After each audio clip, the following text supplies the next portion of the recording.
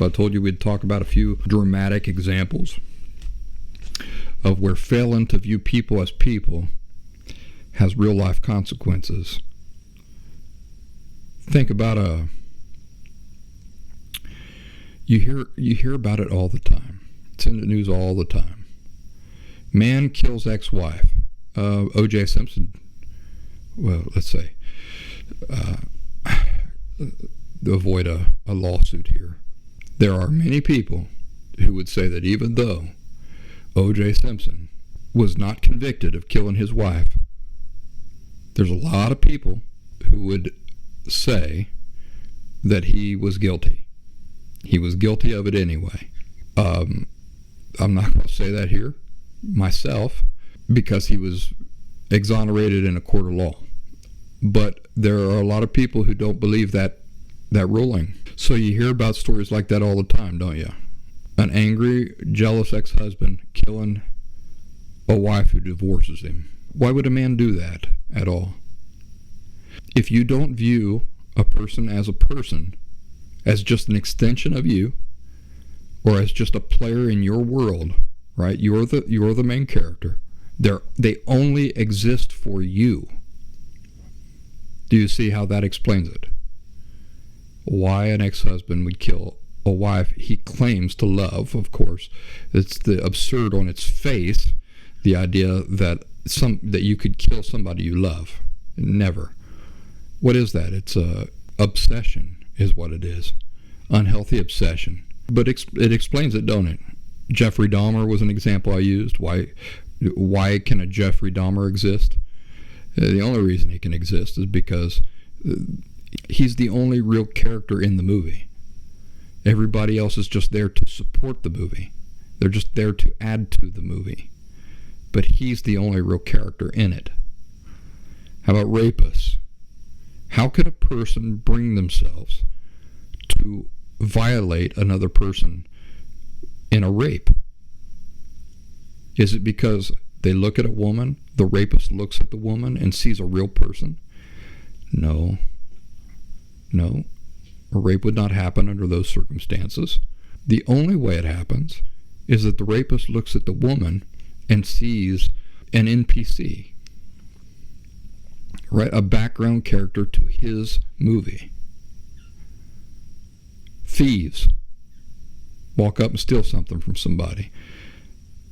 Do you see that, if you're a healthy person and you're going to steal something from somebody, how much more that takes? Because you're not just taking a thing from somebody.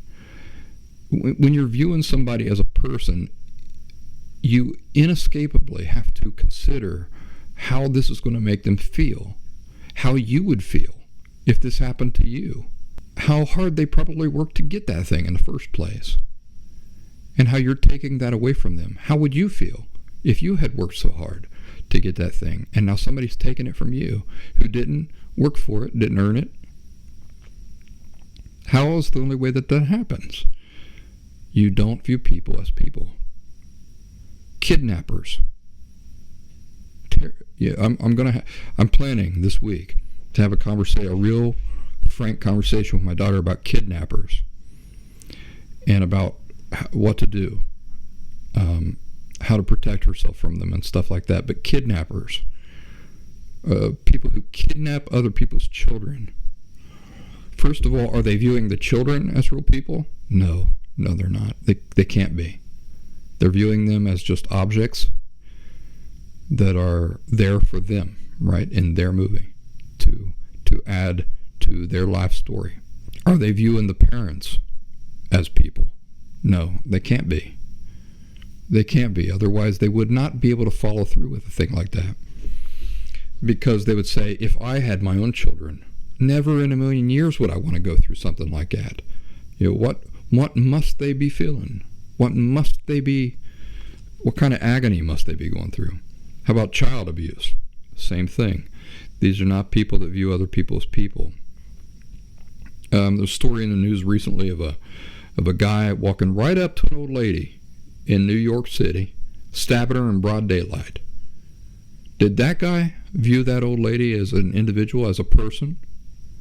Impossible. Impossible that he did. He viewed her as an NPC. That old lady is just this fake person walking around populating his world. He's the main character, and everybody else are just these kind of impersonal, abstract versions of people populating his world.